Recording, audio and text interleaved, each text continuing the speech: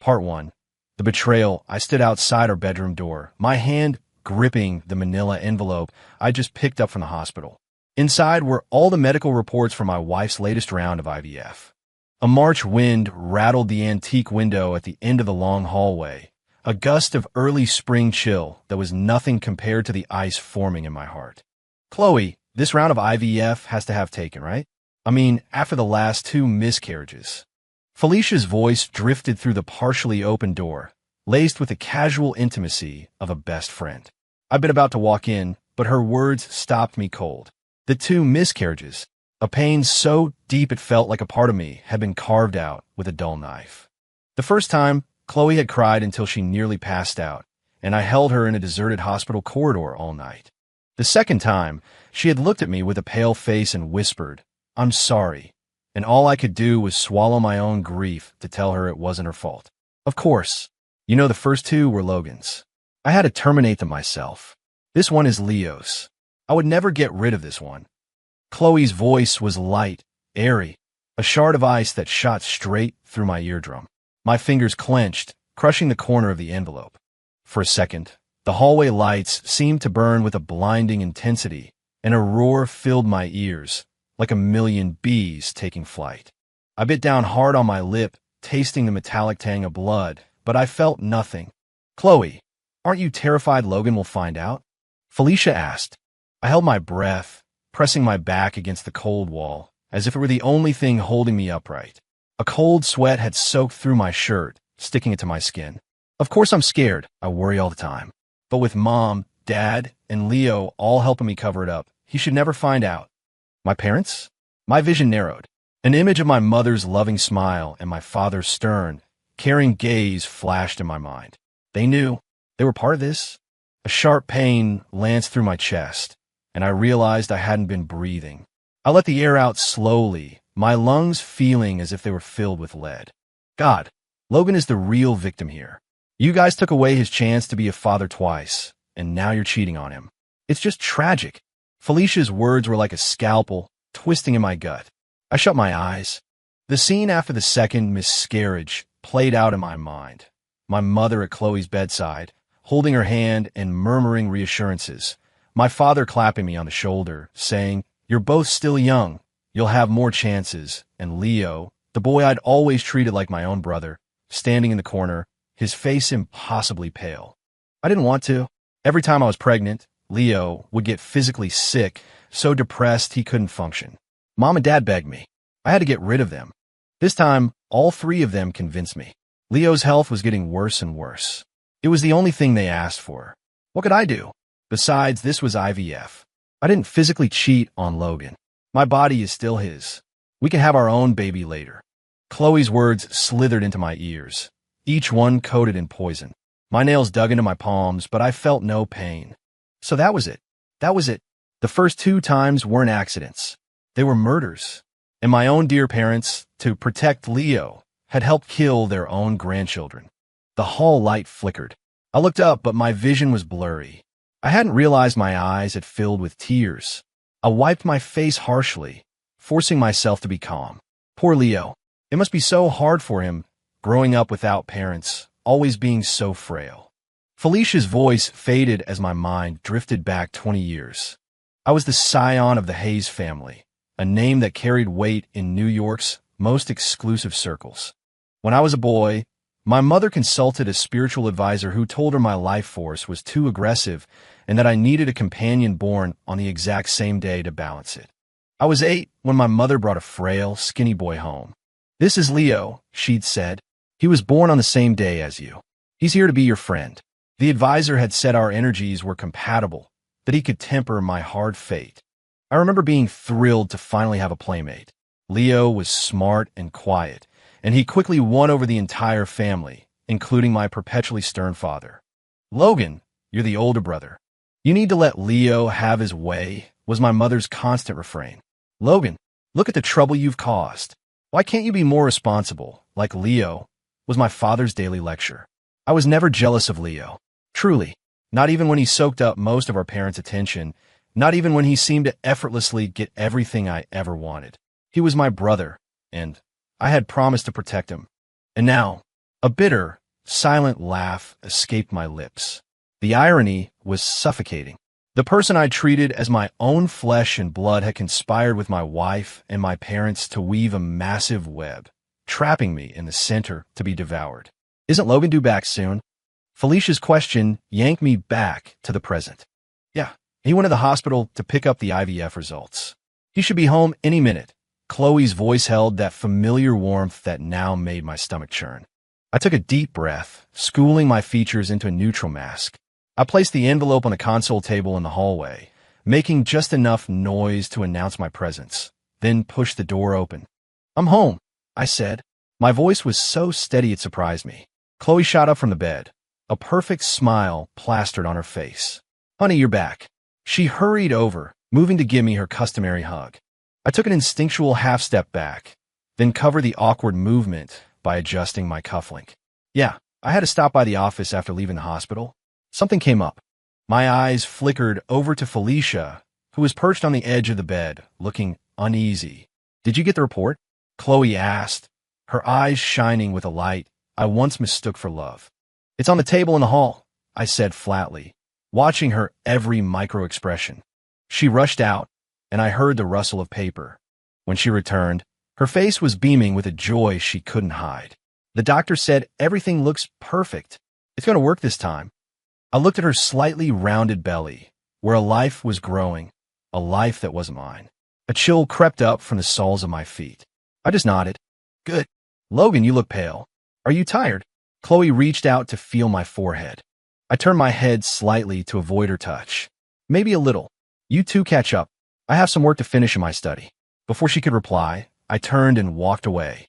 The moment the study door clicked shut, my legs gave out. I slid to the floor, my breathing ragged and heavy as black spots danced in front of my eyes. I bit down on my fist to keep from making a sound. The last 3 years flashed through my mind. Chloe's joy when she told me she was pregnant the first time. The soul-crushing grief of the first miscarriage. Her soft reassurances that we're still young. Her careful anxiety during the second pregnancy. The utter despair of the second loss. It was all a lie. A performance. And my parents. I pulled out my phone, staring at the family photo on my lock screen. My father, stern but proud, stood in the middle. My mother smiled gently. Leo and I flanked them, Chloe's arm looped through mine. We looked like the perfect, happy family. My finger swiped across the screen, and the photo vanished, replaced by my banking app. As the acting CEO of the Hayes Corporation, my personal assets exceeded $1 billion, and a family trust was worth 10 times that. The numbers, once just a scorecard for my work, were now the most powerful weapon in my arsenal. "Since I wasn't in any of your choices, you won't be in any of mine," I whispered to myself, my voice chillingly calm. I pushed myself up and walked to the window, looking down at the manicured gardens of our Greenwich estate. 20 years ago, on that very lawn, I met Leo for the first time. He was wearing faded hand-me-downs, hiding behind my mother like a frightened deer. "I'll protect you," 8-year-old me had promised. Today, 28-year-old me decided to personally destroy the man I once swore to protect, and everyone else who had betrayed me. The setting sun painted the garden in shades of blood. I picked up my phone and dialed a number I rarely used. "Mr. Peterson, I need you to draft several documents for me immediately." My voice was cool and controlled, as if I were discussing tomorrow's weather. After I hung up, I dialed another number. "Dr. Evans, regarding my wife's IVF treatment, I have a few questions I'd like to ask you in private." By the time I finished the last call, the study was shrouded in darkness. I didn't turn on the lights, letting the shadows swallow me whole. In the blackness, a plan began to take shape, meticulous, ruthless, and absolute. A soft knock came at the door. "Honey," Chloe's gentle voice called out. "Dinner's ready. Your parents and Leo are waiting. Be right there." I answered, my tone impossibly serene. I stood, straightened my suit, and flashed a smile on my reflection in the dark window. The game was just beginning, and this time, I wouldn't be the lamb led to slaughter. I opened the door. Chloe stood there, beautifully illuminated by the hallway light. I once loved that face more than anything.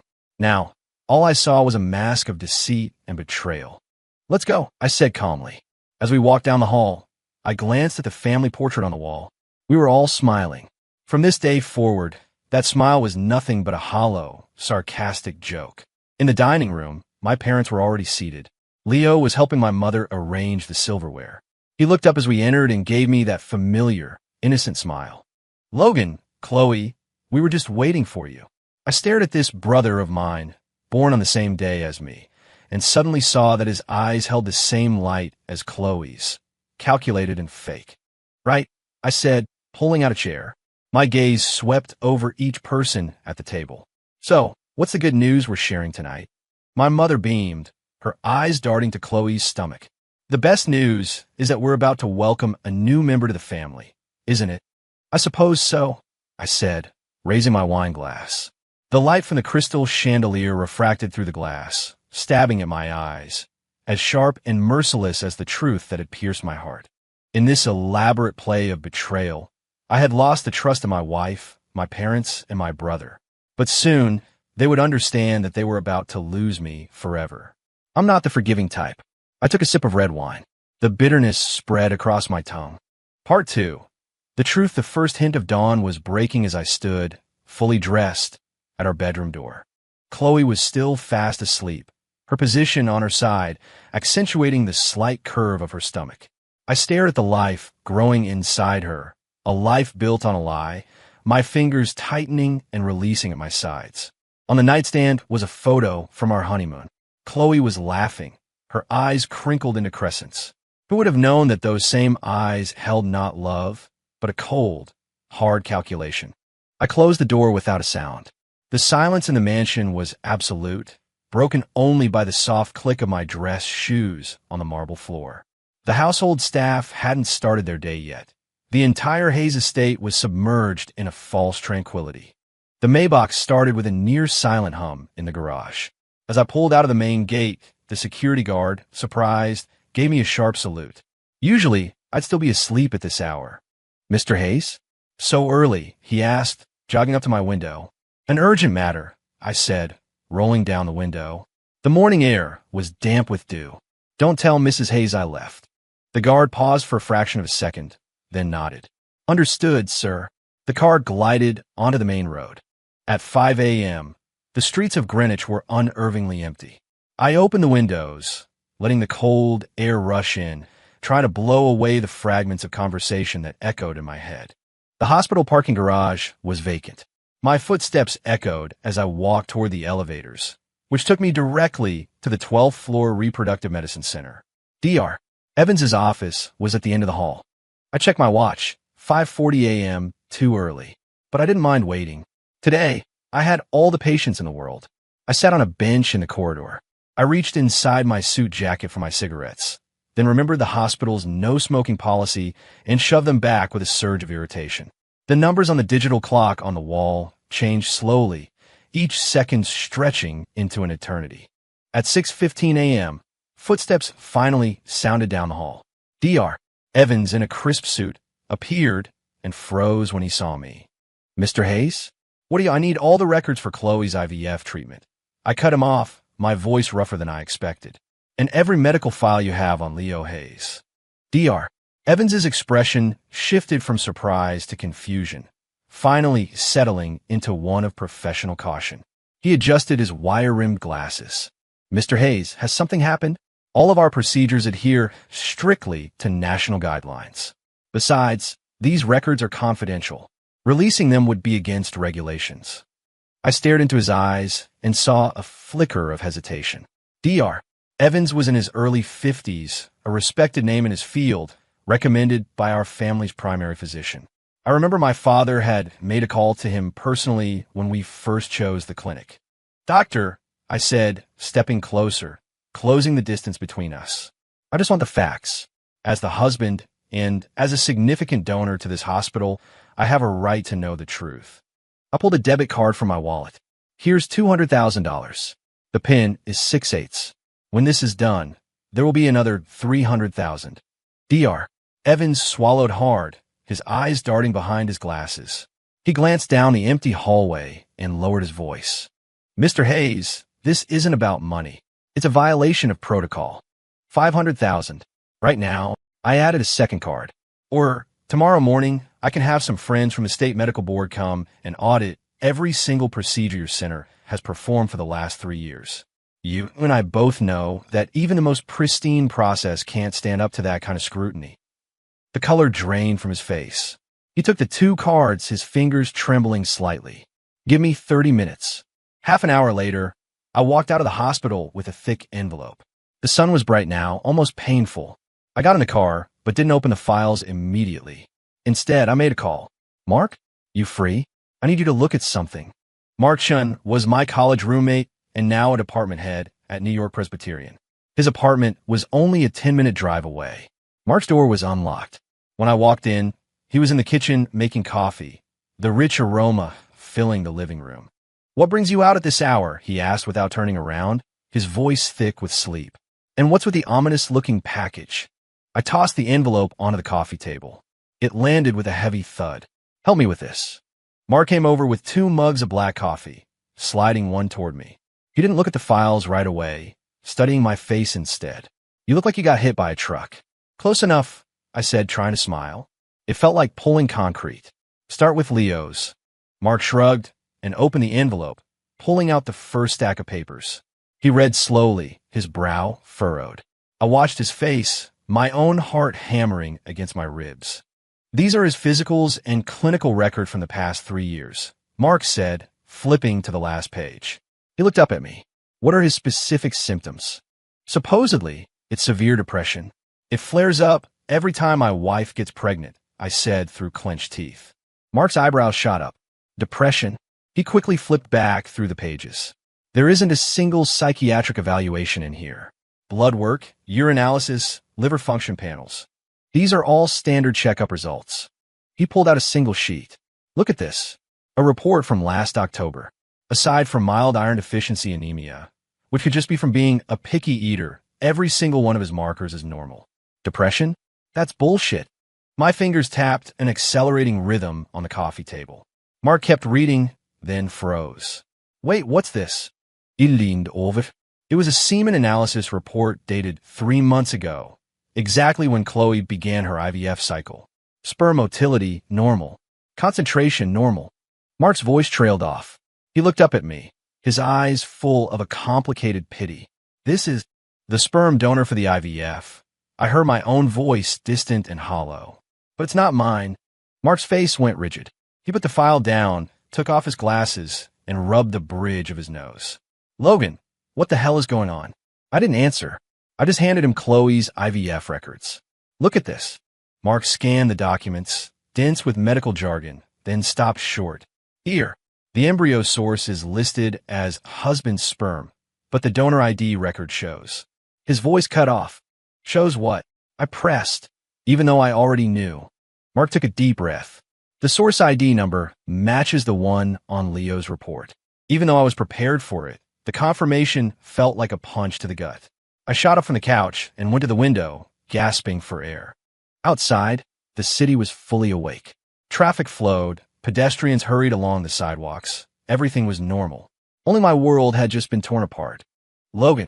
Mark came up behind me, but he didn't know what to say. I'm fine, I said, turning back, forcing myself to be calm. I need you to write a professional assessment. I need a report on Leo's health status and a confirmation of this donor match. Mark hesitated. This gets into some serious medical ethics territory. $5 million, I cut him off. Isn't your medical aid project in Africa short on funding? Mark stared at me for a long moment, then sighed. Give me 2 hours. It was after 9 when I left his apartment. The sunlight was blinding. I put on my sunglasses and walked to my car. My phone vibrated. It was Chloe.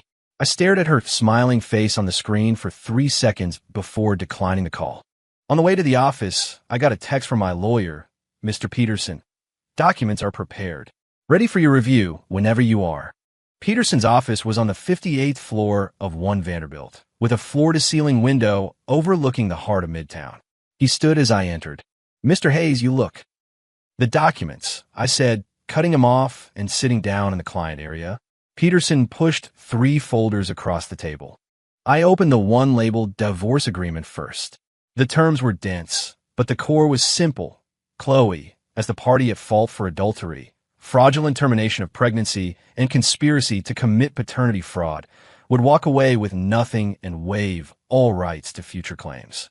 Pay special attention to Article 7, Peterson explained, pointing to a paragraph. It explicitly states that the fetus she is carrying has no biological relation to you, and that Leo Hayes will assume all parental and financial responsibility. Legally, this is a bit proactive, but after consulting with several family law specialists with sufficient medical evidence. It's fine, I said, flipping to the last page. I paused over the signature line. I'll sign this after the other two are finalized. The share transfer agreement was thicker. It detailed the transfer of my controlling 51% stake in the Hayes Corporation to my old college friend, David Shun, a brilliant financier I trusted implicitly who is now on Wall Street. The agreement stipulated that I would retain full operational decision-making power. David would act only as the named owner. Mr. Chun has already signed, Peterson said. He asked me to tell you he's ready to move whenever you are. I nodded. My father thought he had the family business firmly in his grasp, but he never knew that my grandfather, on his deathbed, had transferred the bulk of his shares directly to me. He had left my father only 10%, a 10% stake that I now knew was intended for Leo. The last folder was the Family Trust Distribution Agreement. I was the sole administrator of the multi-billion-dollar Hayes Family Trust. The new agreement completely restructured the payouts. Leo was removed entirely. My parents' monthly allowance was cut from $1 million to $10,000. Chloe and her unborn child were explicitly excluded as beneficiaries. About this part, Peterson hesitated. Are you certain about your parents? $10,000 a month in New York. It's enough for an ordinary life, I said coldly. They'll have to learn to adjust. Peterson looked like he wanted to argue, but simply sighed. It will take 3 business days to process all the changes. Would you like to sign now? I picked up the pen and signed my name on every required line. The scratch of a nib on the paper was unnervingly loud, like a knife slicing through skin. After the last signature, I looked out the window. The sun glinted off the glass facades of the surrounding skyscrapers. I thought of the reports I'd seen this morning. Leo's clean bill of health, the date on the semen analysis, the embryo match record. Every document was a monument to my own stupidity. Mr. Hayes, are you all right?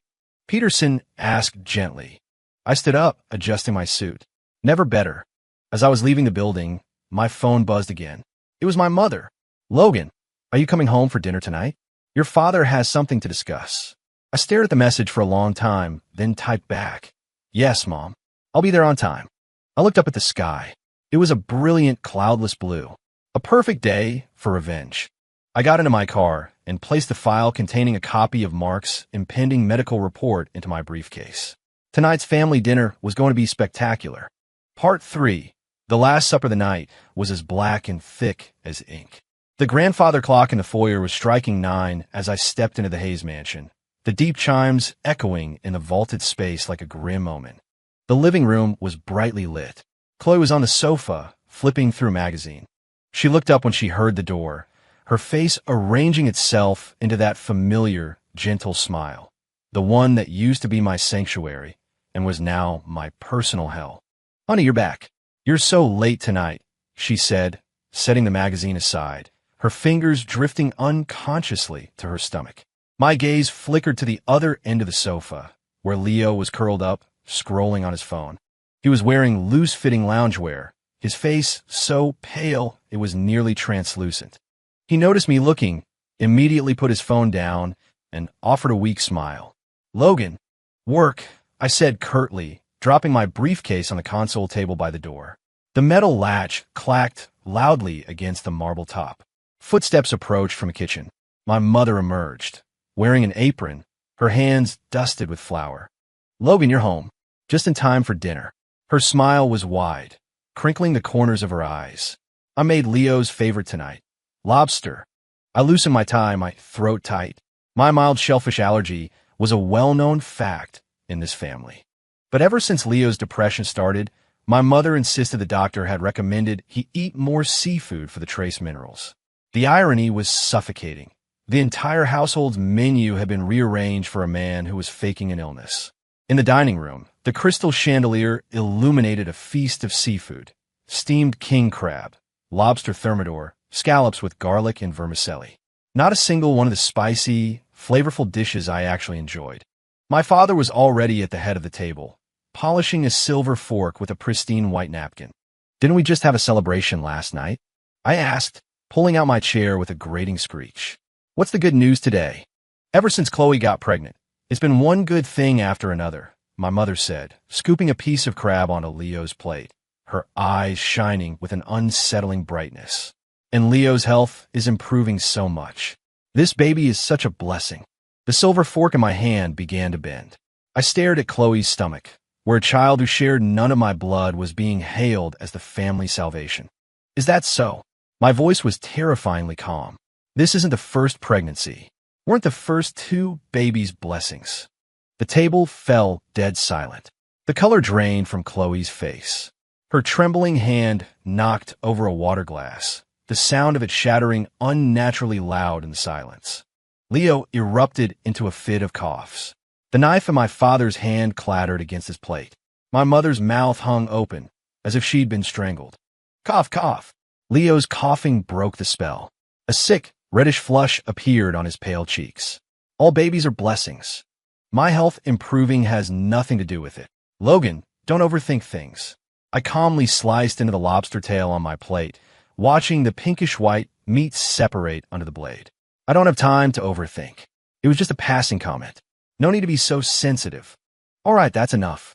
Let's eat." My father's deep voice carried its usual authority, but the bulging vein in his temple betrayed his agitation. The rest of the meal passed in a strange, heavy silence. The clinking of cutlery was the only sound. Leo picked at the crab meat my mother shelled for him. Chloe kept her head down, her long hair hiding her face.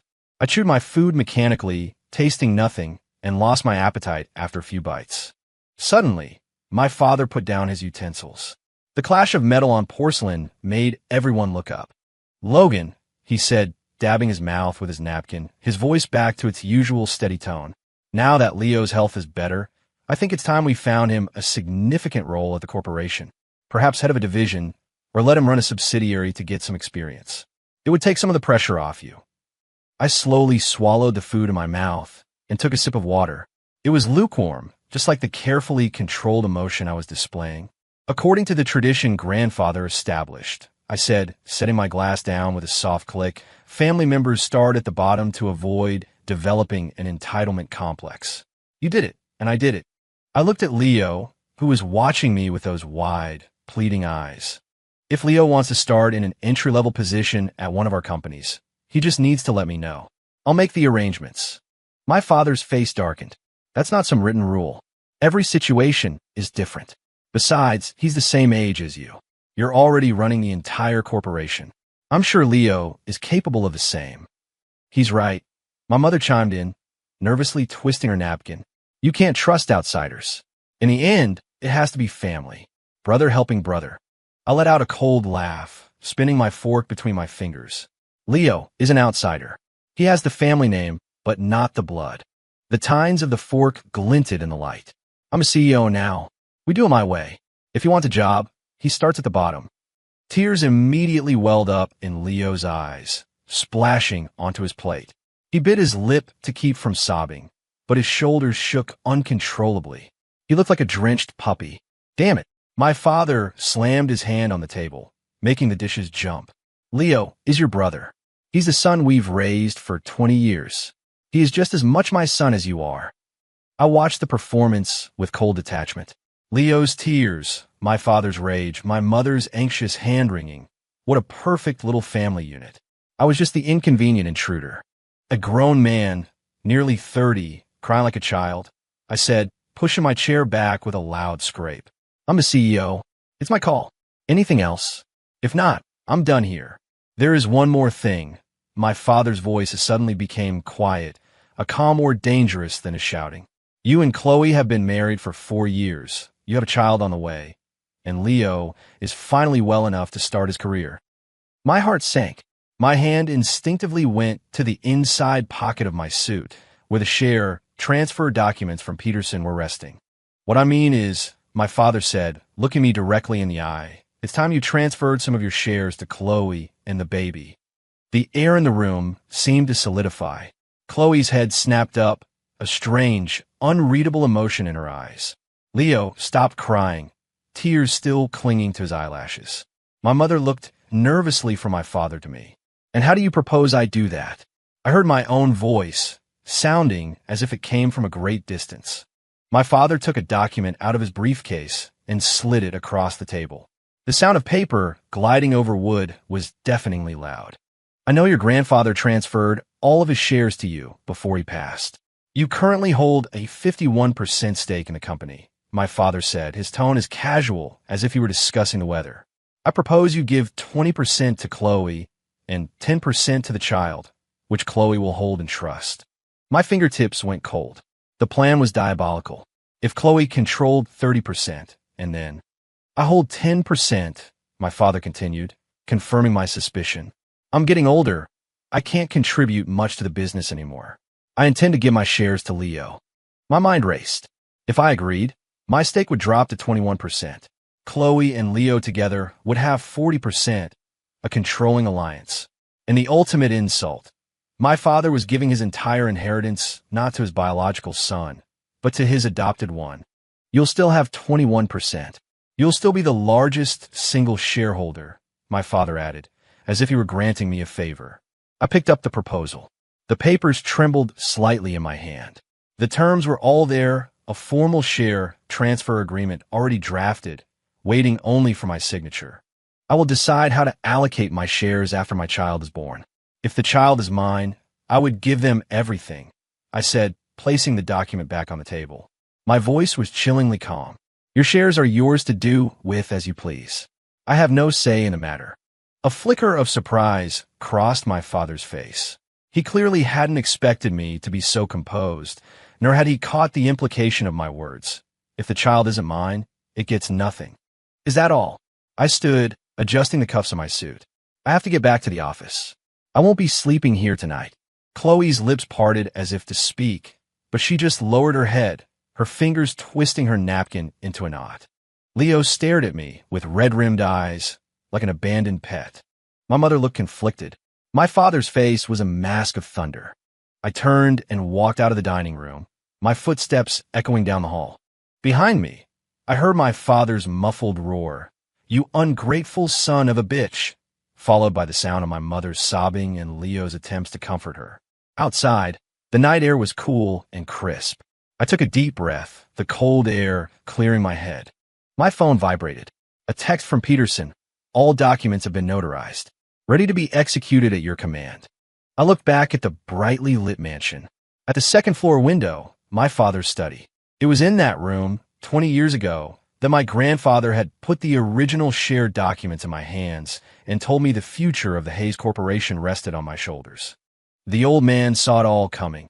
I remember my grandfather's voice, raspy but firm. "Your father is too sentimental, easily manipulated. That boy Leo, he's not as simple as he looks."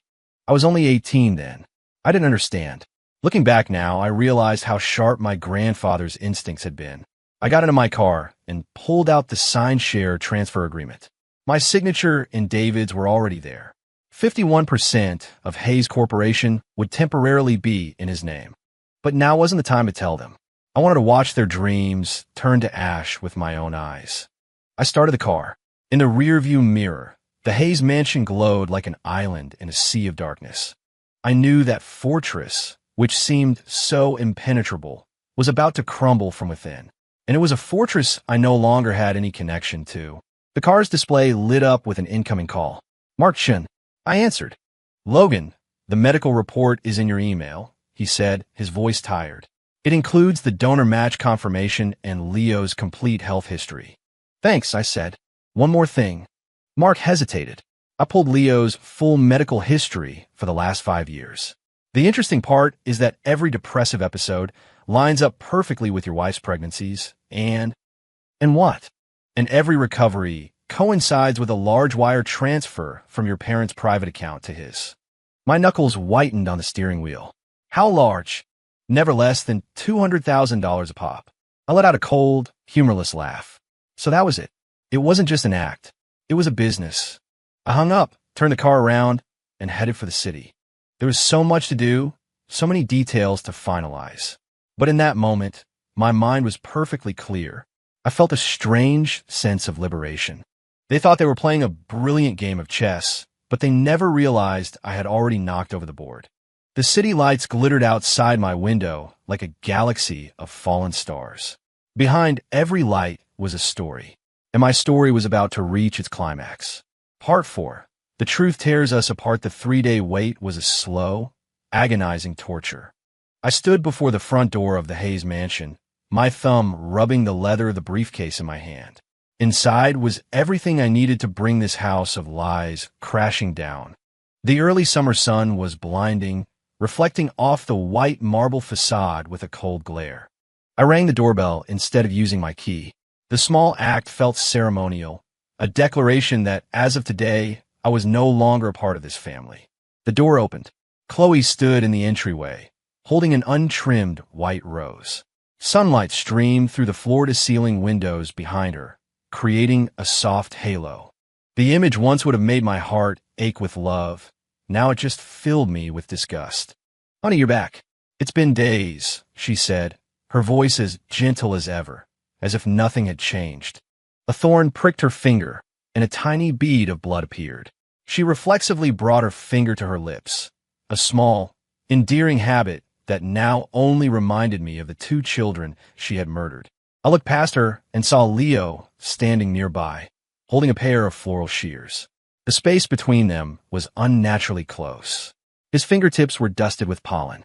A perfect domestic scene, if you ignored the fact that the baby growing inside her belonged to him. "Are Mom and Dad home? If they are, tell them to come downstairs.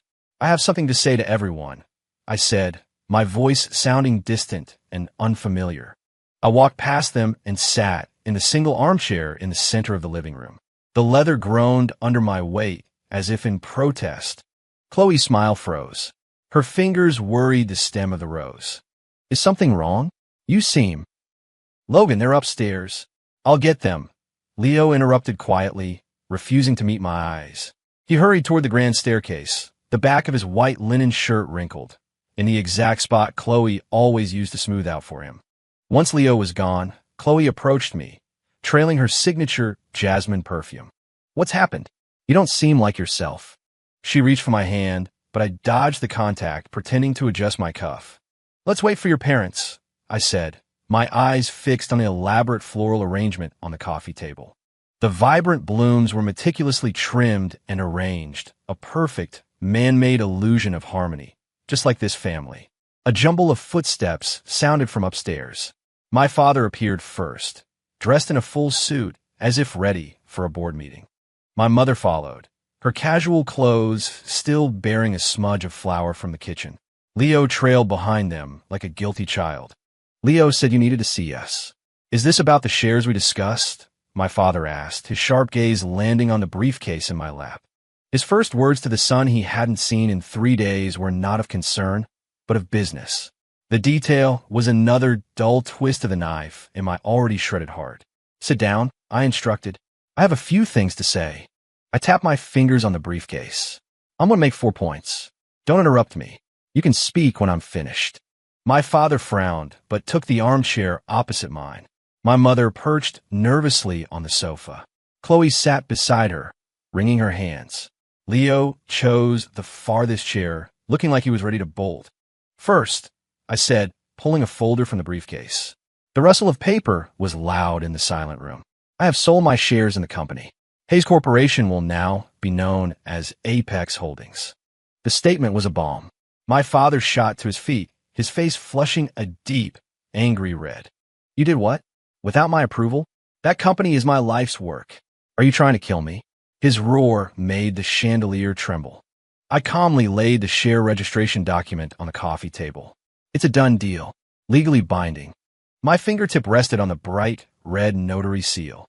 Besides, there were my shares to do with as I pleased. I looked up, meeting my father's bloodshot eyes.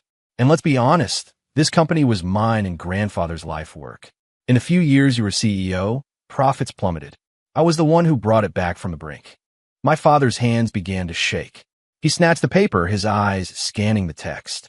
You, His voice became a hoarse whisper, as if his throat were closing up. My mother rushed to his side, but he shoved her away. Second, I continued, my voice chillingly steady. I am divorcing Chloe. She will leave with nothing. Chloe let out a short, sharp cry, like a wounded animal. She slid from the sofa onto the rug, her manicured nails digging into the thick pile. Logan, why? Everything was fine between us, she sobbed, tears streaming down her face. I'm carrying your child. Chloe is pregnant with your baby, my mother shrieked. How can you talk about divorce? Do you have someone else? And she will not leave with nothing. She is the only daughter-in-law we will ever recognize. I already know, I said, my voice cutting through the noise, that the child in Chloe's stomach is not mine. It's Leo's. The words hit like lightning, silencing the room. Everyone froze. Chloe's tears hung on her eyelashes, her lips trembling, unable to form a word. And I know that my father, my mother, and Leo all knew. You were all in on it. Logan, no. I never betrayed you, Chloe whispered, her voice barely audible. It was IVF. We're still young. We can have our own baby next. Have another one? A cold laugh escaped me, the sound sharp and cruel. So you can all conspire to get rid of that one, too? How could you say that? We all love this baby. We would never harm it. Chloe cried hysterically. I pulled the medical records from my briefcase and slammed them on the table. I know about the first two. I know you terminated those pregnancies. You murdered your own children. My finger pointed first to my father, then my mother, and you murdered your own grandchildren. No, that's not what happened. The three of them shouted at once, their voices a bizarre, desperate chorus. My mother lunged forward and grabbed my arm, her nails digging into my flesh. It was because Leo was sick. He was so depressed. We had no choice. Tears ruined her makeup, making her look old and pathetic. He's sick and depressed. So what does that have to do with my child? I shook her off. Why should my child have to pay the price for that? How ridiculous does that sound? I won't sign. Logan, I won't divorce you. Chloe scrambled on her knees to my feet, clutching my pant leg. Her tears soaked the leather of my shoe. The once proud daughter of a wealthy family was now as pathetic as a beggar. Third, I said, forcing myself to remain calm as I pulled out the family trust documents. Given your role in the murder of my children, I have restructured the family trust. I read the new terms aloud. Effective immediately, Leo and Chloe are no longer beneficiaries. Father and mother will each receive a fixed stipend of $10,000 a month for living expenses. Any major medical costs will be paid directly from the trust to the hospital. You can't do that. Leo leaped from his chair, the meekness gone, replaced by a snarling rage. I'm a part of this family. I smiled at him, the way one might look at an insect struggling in a spider web. I can, because I'm the sole administrator of the Hayes Family Trust, I said, my voice soft and dangerous. And because you don't have a drop of Hayes blood in you.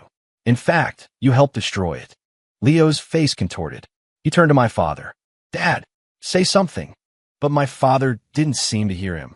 He sat frozen, staring at the share transfer document as if it were written in an alien language. And fourth, I said, pulling the last envelope from the bottom of the briefcase. A little parting gift. I slowly unwound the string closure.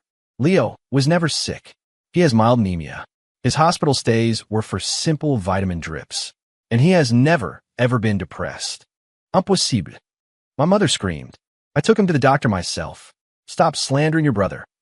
I emptied the contents of the envelope onto the dark wood of the coffee table. The white pages scattered like a small avalanche. The records are all here. See for yourselves. The scene that followed was a grotesque farce. My father grabbed the reports, his eyes flying across the medical terms. My mother's trembling hands fumbled with Leo's physicals.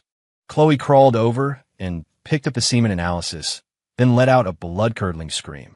Leo stood rooted to the spot, his face cycling from red to white to a deathly gray. How can this be? My mother mumbled, the papers slipping from her grasp. My father's head snapped up, his eyes blazing with a fury I had never seen before. Now, you bastard, you lied to us. Suddenly, Chloe launched herself at Leo, her nails raking across his face. You monster.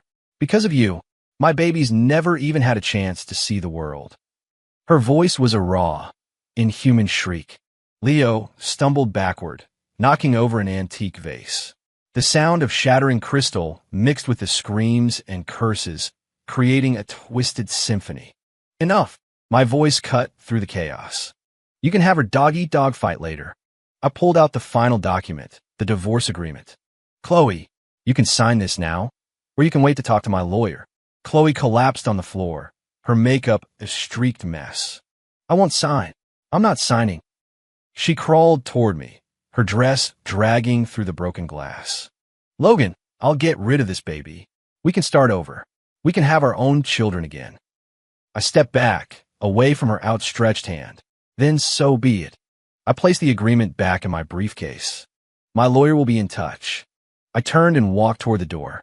Behind me, I could hear Chloe's hysterical sobs and the sound of my parents screaming at each other.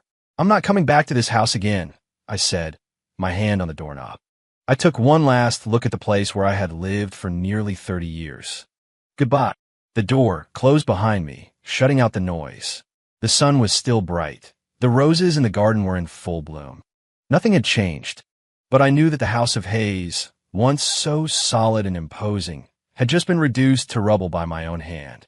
I got in my car, but didn't start the engine. In the rearview mirror, the mansion looked like a perfect silent dollhouse. No one came running out. No one tried to stop me. The realization sent a sharp pain through my chest, followed by a strange, profound sense of relief. My phone vibrated. A text from Peterson. All filings are complete. I replied with a simple, good. Then I added, handle the divorce signing with Chloe. I looked up at the house one last time. A curtain moved in a third-floor window. I could just make out my father's silhouette standing there. We looked at each other from a distance for a few seconds. Then I hit the gas and drove toward a future without them. Part 5.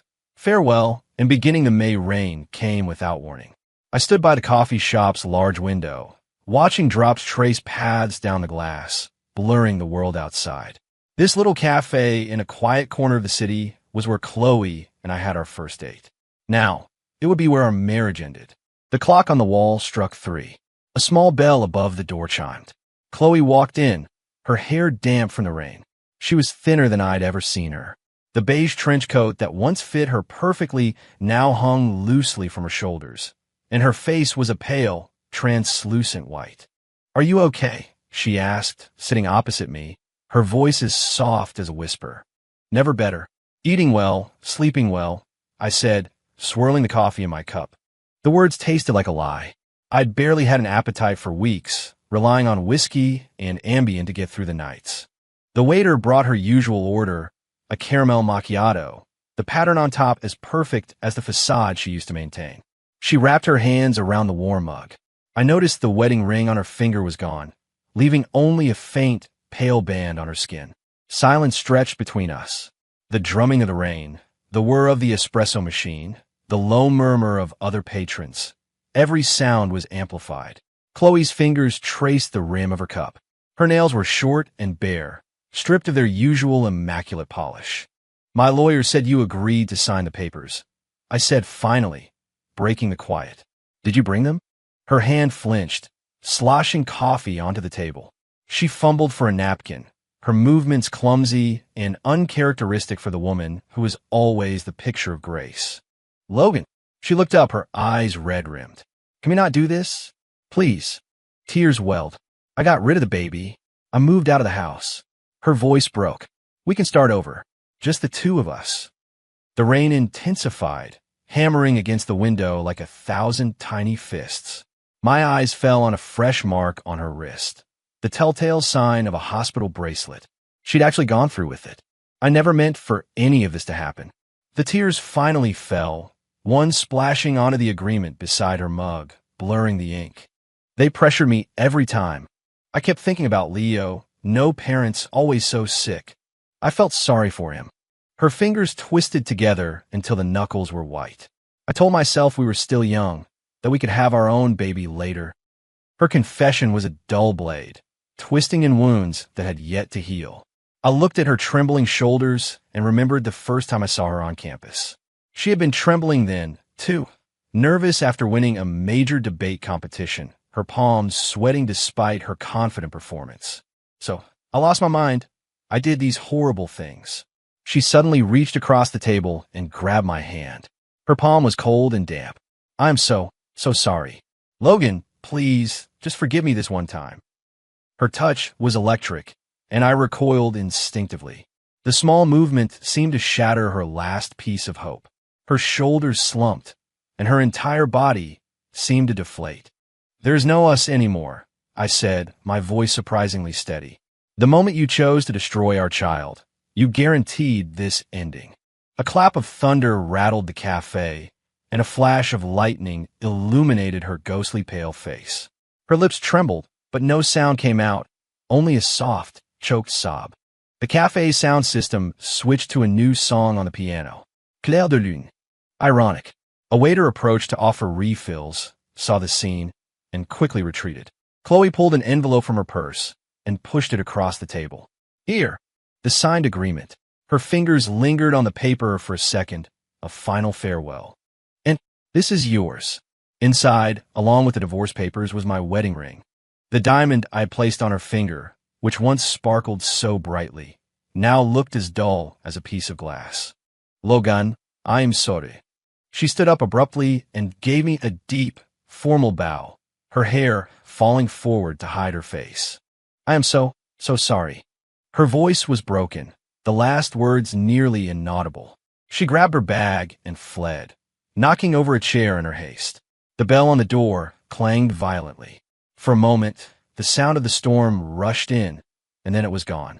I sat there, staring at her coffee cup.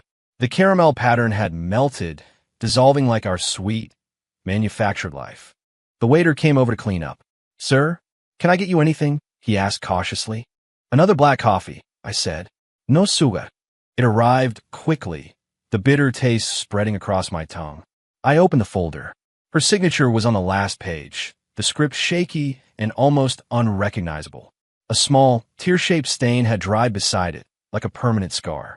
Outside, the rain stopped.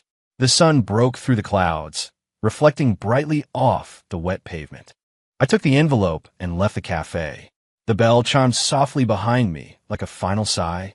Years later, I saw my parents' names in the society pages of the Wall Street Journal. It was a small notice about Leo's death. He had jumped from a hospital window, having apparently developed genuine, debilitating depression.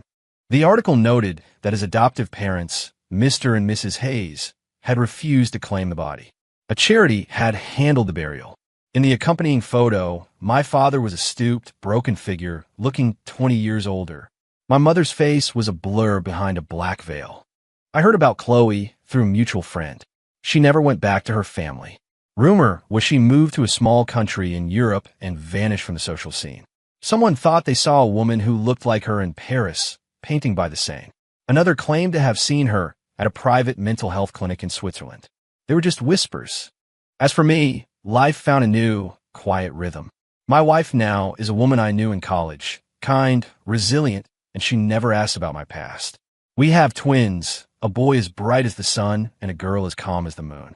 Sometimes, when they're curled up on my lap listening to a story, my mind drifts to the two children who never had the chance to be born. On nights when I can't sleep, I walk into their room and watch their small chests rise and fall in the moonlight. I remember the cafe in the rain and Chloe's last shattered, "I'm sorry." That's how life is. Some mistakes can never be fixed. Some wounds never fully heal. All you can do is carry the scars and build a new life on top of the ruins. Right now, I'm standing at the window of my office, watching the city lights come on below.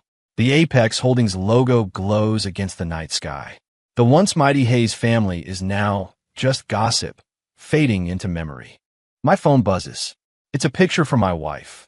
Our two children, their faces illuminated by candlelight, about to blow out the candles on a cake.